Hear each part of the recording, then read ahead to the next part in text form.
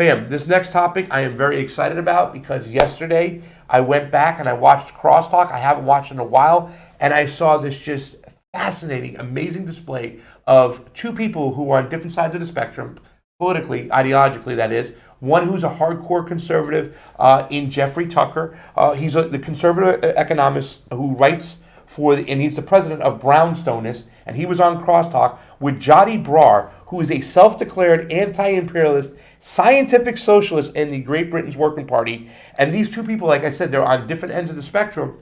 But when it comes to what's going on in COVID, coming out of the COVID, they almost agree identically this stuff. So I clipped up a couple parts, and I got some questions for you, fam. So hopefully you can give us your answers on what you think. So let's take a look at the first part. This is the hardline conservative, Jeffrey Tucker. So let's just watch this right off the bat. Ask all of you, and I'll start with Jeffrey in Austin. What is the state of the economy as the pandemic is fading? Of course, in different parts of the world, there's different status for the pandemic. But as it ebbs here, where are we standing here? Because the prognosis was the economy should roar once it was unlocked from the lockdowns. Now there's different opinions of where we're going. Jeffrey, you first. It's not unlocked from the lockdowns, and we're suffering as a result. Broken supply chains all over the world, ports clogged in the U.S., empty shelves, shortages, high inflation, and this, in aggregate. But if you look at the individual sectors, with construction or beef prices, bacon, gas, you name it, Americans are suffering dreadfully. Hundreds of thousands of businesses were destroyed during the pandemic. They're not coming back. And now you've got the vaccine mandates that are being imposed through a regulatory judicial, like a fiat, and you've got the Biden administration ignoring judges that are condemning them. So I'm telling you, in my lifetime, I've never seen such sadness and chaos and brokenness across the board. Joe. Fam, the question I have for you, is it a good reason to talk to conservatives who we might not agree with, especially when it comes to immigration and gay marriage? The left in America likes to paint them as racist, but here's a conservative, a hardline conservative saying, I've never seen so much suffering across the board. The fact that they're ignoring judges, the fact that our supply chains are cut, the fact that poor people are getting even more poor. Why is this a good example of why we should talk to conservatives who think differently than us? Well, I mean, if you don't talk to people who think differently than you, they're never gonna hear your ideas, and you're never gonna be able to convince anybody. So that's just right off the bat. You don't have to talk to them in order to, become something you're not, but you talk to them to expose them to your train of thought, and then in turn, it happens vice versa. So I think what the American left looks at when they talk about, a leftist, their idea of a leftist is somebody that is socially liberal.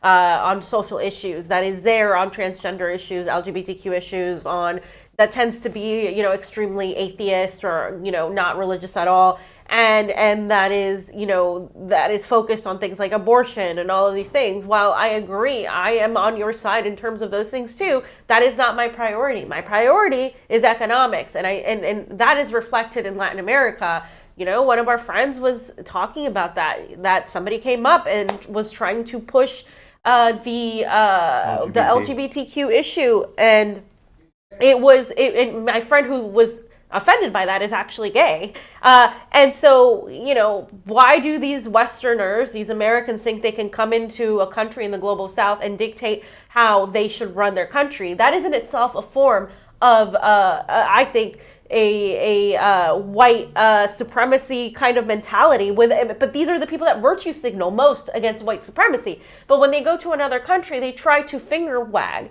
and point how they should run their affairs. The people in Nicaragua are, a lot of them, the vast majority of them, are religious, so they tend to be more conservative. They're definitely not there on the LGBTQ issues. They're not even there on the marijuana issue. Yeah. And so does that make them then not socialists? Does that make them Nazis? Does their election process that requires so much verification and identification make them right-wingers? No, because economics-wise, they're there for the workers and the working class. But the people in America and the American left have no idea what to do with the nuance and the gray areas of what that means at all whatsoever. Yeah, they're economically socialist, they're socially conservative.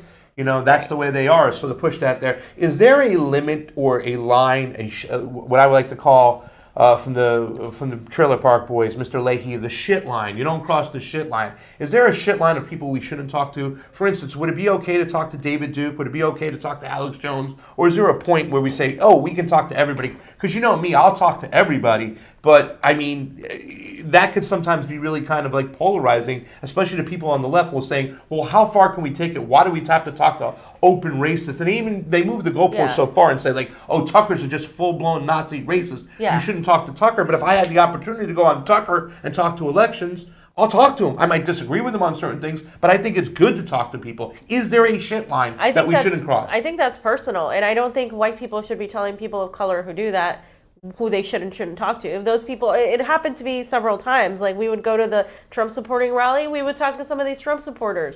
And some of these people may have racist viewpoints, anti-immigrant viewpoints. If I decide, if Niko decides, if any person decides, if Jonny decides to go talk to them, that's their prerogative. I don't think it should be a rule. Who dictates that rule? These people want to dictate rules. They want to be gatekeepers of who you shouldn't talk to. I think that's up for the person's preference. I also think you have to be smart about it. If you're going to talk to somebody with that type of viewpoint, you oppose that viewpoint. If that's where you're coming from, you oppose it. Yeah. You don't just change your ideology to placate to them, which is sometimes what I do see happen. What I like to see is a debate of ideas, and that often doesn't happen because people are chastised to not do it. But then what are we achieving at that point? It seems like the system is designed to keep us in separate corners and not have discourse, and that's the biggest problem. When we stop speaking to each other, and then we start fighting each other, and that's where it gets bad.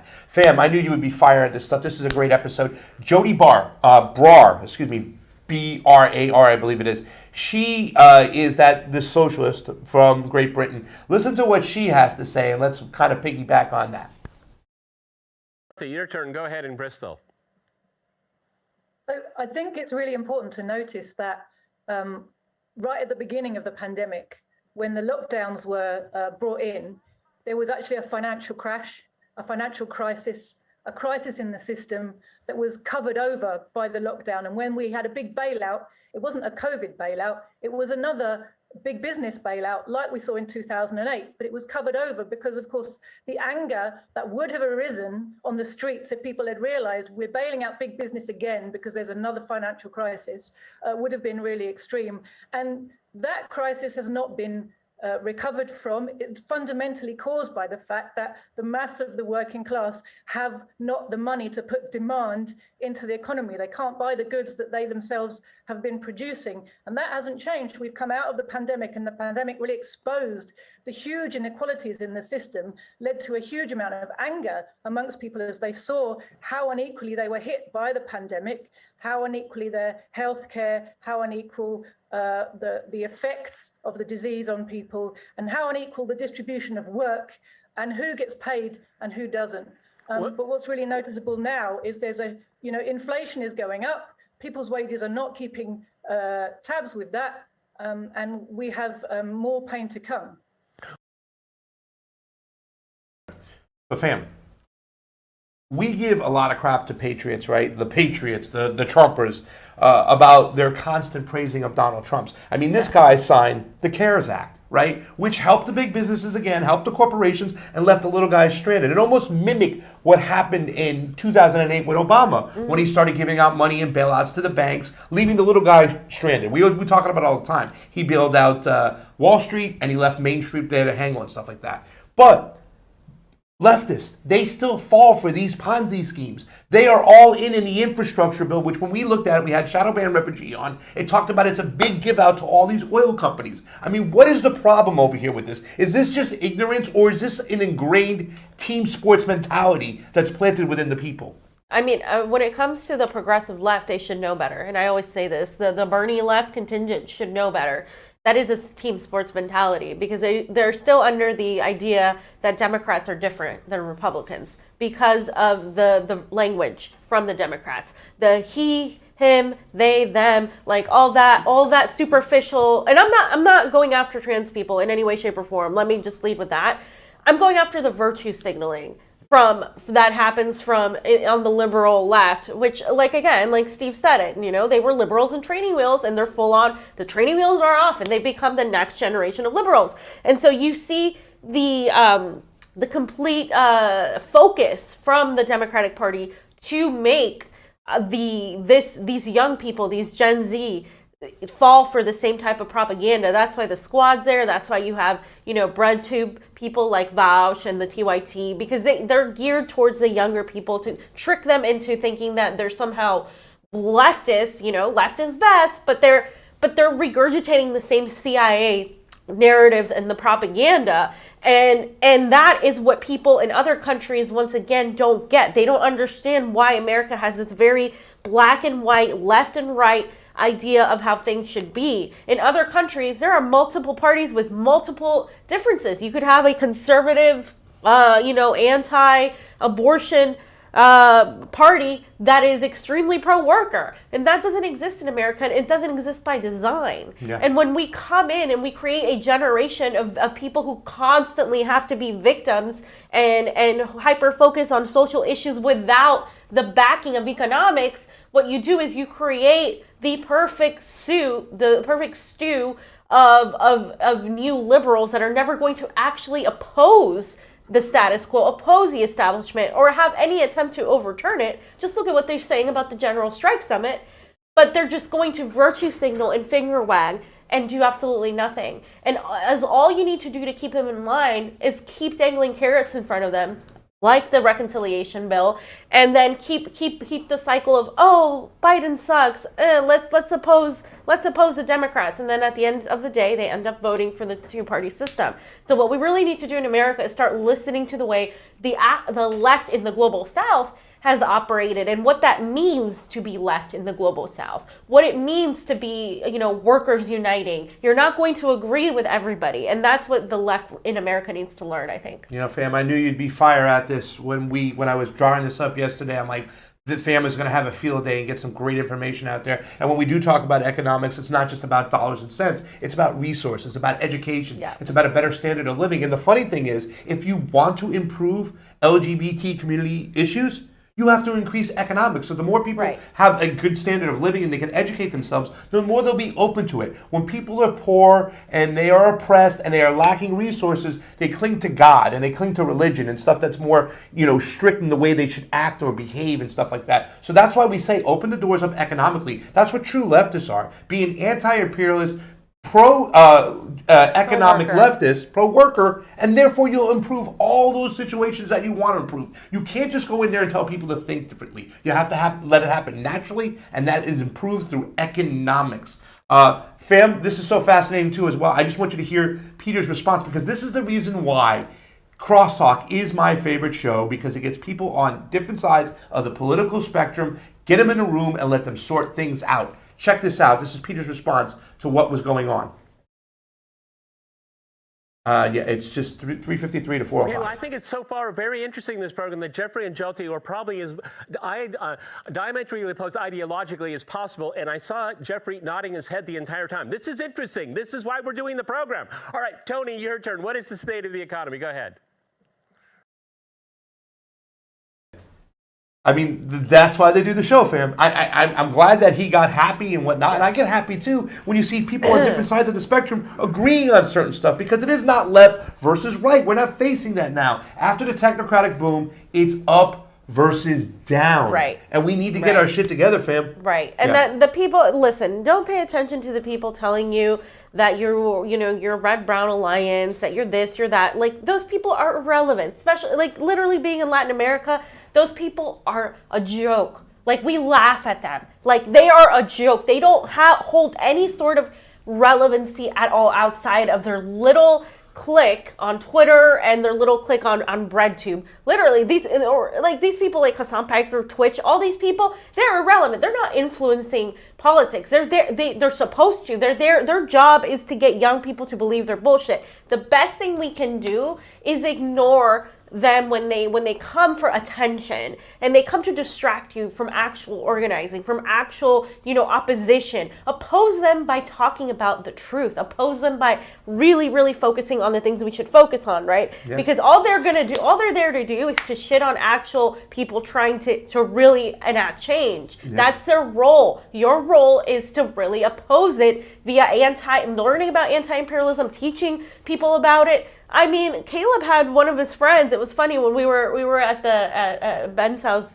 One of his friends was, not there on part of CPI, was not there on the LGBTQ issues, and talking to a gay member, and they were both criticizing the Western leftist attempt to finger wag at Nicaraguans, and they agreed on that. Like it's crazy to me how those conversations can be had, but it requires people like us, people that were there in Nicaragua, people who are open to talking to anybody and are open to learning from how other people do things, listening to how other people are doing things, instead of simply trying to pontificate and tell them how to do things. And again, like he said, if you want advancement in those issues, it's got to come from the person. If you want somebody to stop being a drug addict and alcoholic, you can't do it for them. No matter how hard you try, they have to do it themselves. And it is this way that we all grow together. We cannot lead with social issues. We have to lead with economic issues,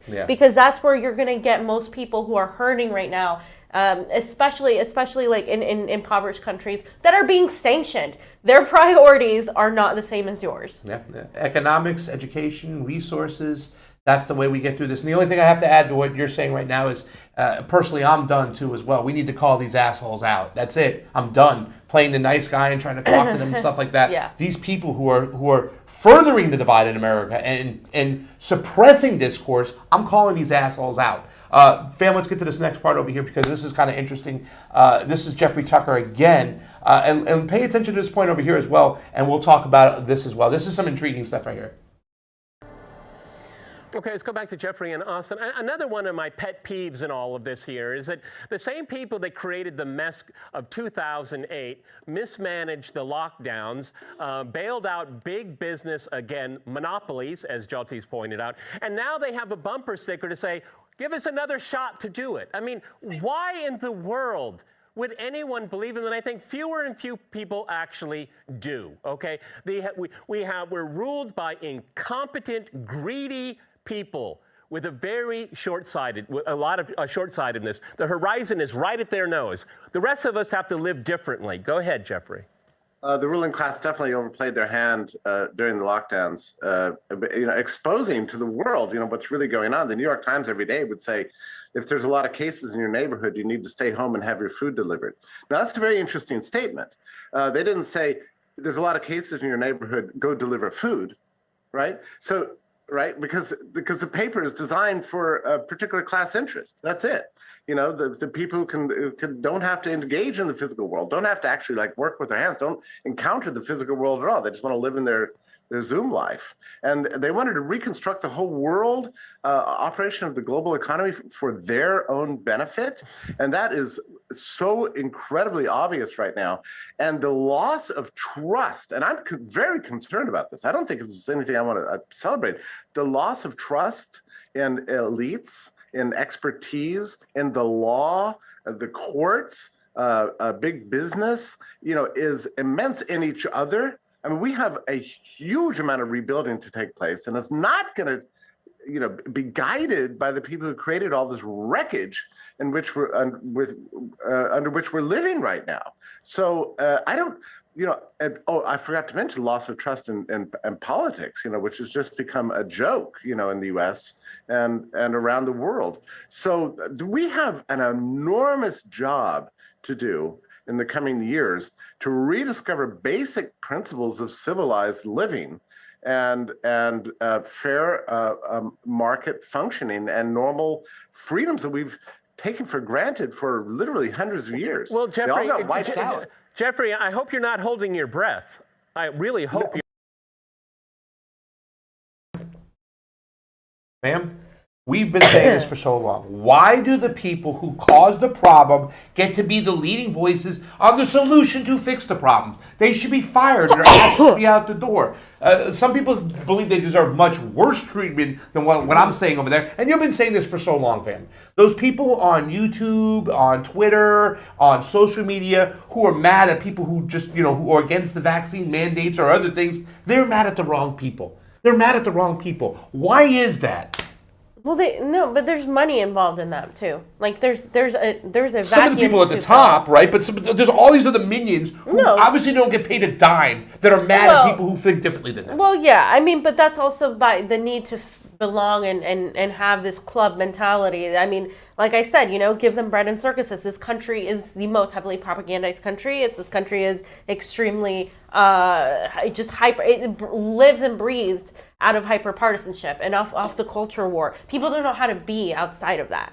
They don't know how to find their own voice. They talk about, like they have vilified having an independent mind as some right-wing libertarian thing. Just because you have an independent mind and you question things doesn't mean you're not about community. But a lot of the left thinks that, if somebody says I'm an independent thinker, that must mean you're some sort of libertarian. And it's like, no, that just means you question things. You have a mind of your own. You don't have this hive mind mentality where you all have to be exactly the same and think the same way. And if they don't, then they're canceled. Like that's the issue with a lot of these people, and a lot of the people in media, even the people that are considered progressive media, do get paid to spread this sort of thing. And if they're not getting paid, they want to be part of that new gatekeeper club. So that's what it's about, I think, largely. And it was nice hearing him talk about the predator class and the upper class, because I don't care if you're a conservative, if we're not going to get anywhere. This country is falling apart as we speak. I mean, America is falling apart. We're not there right now. America's falling apart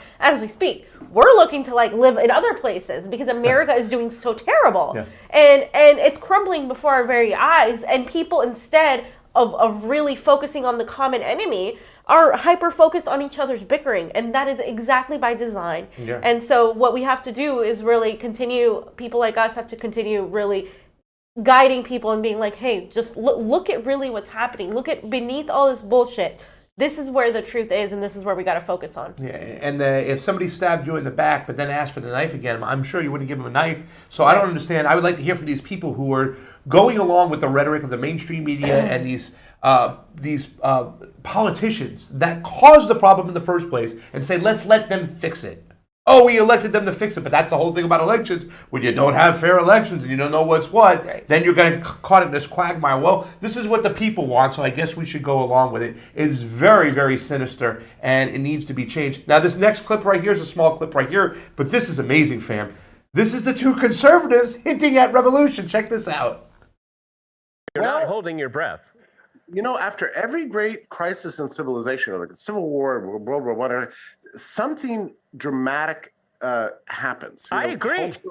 I agree. I don't entirely know what that is. It worries me because I think it could go either way at this point. Oh, I think so. That's why I keep saying there's going to be a reset. It's just not what they're expecting here. Jonty, one of the things. So what do you think about that, fam? I mean, personally, I don't think there's going to be a revolution because the people in this country are so divided, red team, blue team, and will be fighting each other. They did this. We were able to accomplish this in the Civil War. They'll be able to accomplish it again. They got us by the you-know-what, fam. But your thoughts on the fact that conservatives are talking about revolution, and is it possible? Well, he mentioned that there's going to be a reset, just not the kind that other people, the elites want. Because, I mean, I don't know if there'll be a revolution in the way we see it, but I think there'll definitely be opposition to what's happening. There is opposition to the mandates right now. There is opposition to the sort of this type of sort of recolonization of so many lands, and there's an anti-imperialist movement that is the actual tiny left that is in America. It's almost non-existent, right? But there's us, people like us, that are going to other countries and trying to really protect these countries from the empire. You can't vote out fascism. You can't stop it in the way electorally. But what you can do is understand how a democracy should be, and organize and have direct actions, which is what people are trying to do and what they must continue to do in spite of the detractors that are constantly, mocking them or finding little things here and there to do that. The CIA, there was this article by the Washingtonian that I read recently. The CIA is hyper-focused on recruiting young people into their offices, and they're okay with them having large social media presence. In fact, they encourage some of them to have that, because when you are an informant, you are who you say you are. You just don't specify about the things that you do. And so believe me that a lot of the people that are there to stop any sort of revolution from happening are online, and they're online because that's the next big thing. It's in 1917 Russia, you didn't have to worry about the tech giants and social media.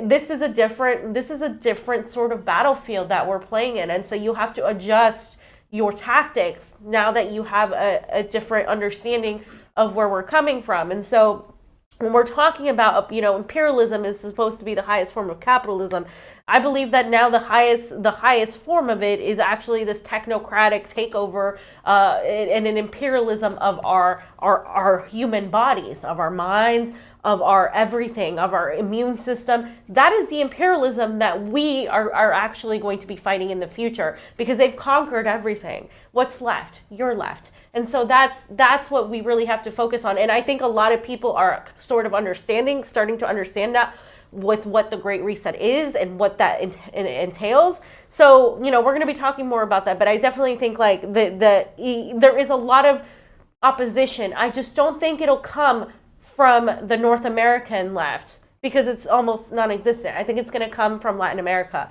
and the people in the global South who are experienced at fighting the predator class of the West, and who are going to be pushing through. If we want any sort of survival, we're going to have to unite and have what Unapologetic said yesterday on FHL. He said we're not going to have a left revolution. The revolution isn't going to be left. It's going to be human. And that's what we have to really push. Fam has no faith in the skinny jean left. Let's take a look at what Jody Barr has to say here to finish up this segment, because this is also fascinating. She says, we need to get organized, fam. And that's a part of what you did yesterday. And we'll talk about that with Fred Hampton Leftists, what they did with their General Strike Summit. Check out Jody here. And you and I have known each other for a while here, and everyone knows my politics, everyone knows your politics here. But the thing that's missing in this conversation, this propaganda message we get on both sides of the Atlantic, is the issue of class is almost never mentioned, and that is intentional. Go ahead in Bristol. Thanks, Peter. While your last guest was talking, I just wrote down the word class in big letters and put a box around it. You were saying there's no pushback, and you're right. There is no push. These people can get away with it endlessly because the ruling class for the last 40 years has been waging war on the working class, and they've been winning. And particularly in the US and Britain, where the ruling class imperialists have been particularly strong and on the offensive, the working class has been in a period of what I call defeat and retreat. And I think we're coming to the bottom of that now. Things are starting to turn around again. And, the crisis and the situation that workers find themselves in is changing that. But for there to be pushback, I'm going to say something which isn't going to be popular with the rest of your panel, I'm sure, but the working class needs to be organized. We need independent working class organization. The loss of trust, I think, is a good thing. We shouldn't trust in people who are our enemies. The fact is there are two great classes in society and their interests are diametrically opposed. Do you know what happens to profits when wages go up? Profits go down. What happens when profits go up? We've seen it. Wages go down. So we have to understand that that is the way that the capitalist system works, that it doesn't and cannot deliver for the mass of the people. We have to regain our concept of class. If we're going to push back even a little bit, we'll have to do it by force of numbers. There is no other way for these people who have currently all of the power and no pushback. There's no other way to stop them from just carrying on looting our treasuries and despoiling our planet. Fam, so my notes here, let me get them up real quick too as well, because this is something, you talked about this when Fred Hampton left us right there, a general strike summit. And I think there was some nuanced criticism from some people who were saying, well, this isn't a vessel to really organize to direct action against these the elites or the predator class and these big corporations. But from what I listened to, certain guests did rightfully point out who is causing the problem here. And I think that's important, because the 1% in the predator class are the ones who have their boot on our neck. What's it going to take for us to put aside our differences and get together and go after these asshole piece of shit predator class people? It's going to take having discussions like what they just had, where they allowed some people like Sky Daddy who have different opinions. They allowed some people like myself who talked about election integrity from a different perspective, Niko, and I even had some pushback too from on what people think about election accessibility here is not at all the truth. Like what, the Georgia Senate bill, I've gotten a lot of crap for saying it wasn't a racist Senate bill, and I stand by that still, especially after visiting Nicaragua, especially after that. Totally. Nicaragua would be considered a right-wing election by far by the vast majority of the left. If I said let's implement everything Nicaragua does in America, it would be considered a right-wing type of election, and it's not. It's just an effective election. They make it so people have access to. Everybody has access to an ID. Everybody has access to a polling center. The process is quick, and so it's introducing these ideas that it's not as black and white as Republicans, are the only ones that rig elections. It's not as this Democrat-Republican thing. The introducing this idea of that, and really, what she said about organizing. Yes, that's all you can do, because there are two classes, and it's the predator class and it's us. And they are opposed to everything we do. And that's what you have to go by. You don't go by, well, are they pro-LGBTQ rights? Because Obama is pro-LGBTQ rights. You have some of the richest people in the world being pro-LGBTQ. Kamala Harris is a cop, but she's a woman of color. So who does she represent? What class does she represent? She's a corporate politician.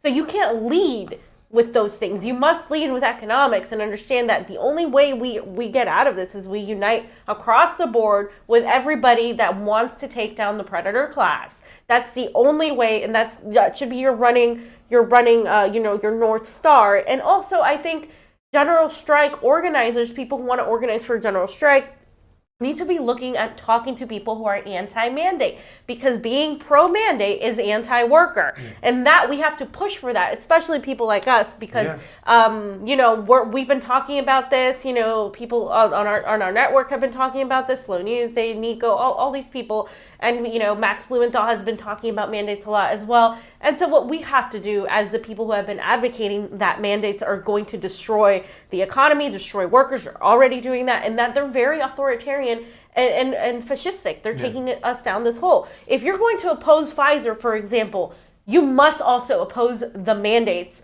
that are being pushed by Big Pharma, because they want profits, they want money, but they want control. Because if you become dependent on these boop boops, then you're making money for them, and that's what this is about. It doesn't stop or end with pharmaceuticals just because it fits your political narrative. Yeah. So that's what we have to really do. And they're still saying, despite all the new information that comes out, people are still saying the same rhetoric they were saying in the beginning of this whole situation, that it's what you do depends on my safety. It does not. You know what I'm saying? These things are not safe. According to the underreported, I don't want to talk about that anyways, but it does disproportionately affect minorities and people of color when it comes to these mandates. Even Jeffrey Tucker, the hardcore conservative, said that in his statement. So yes, that's something to think about.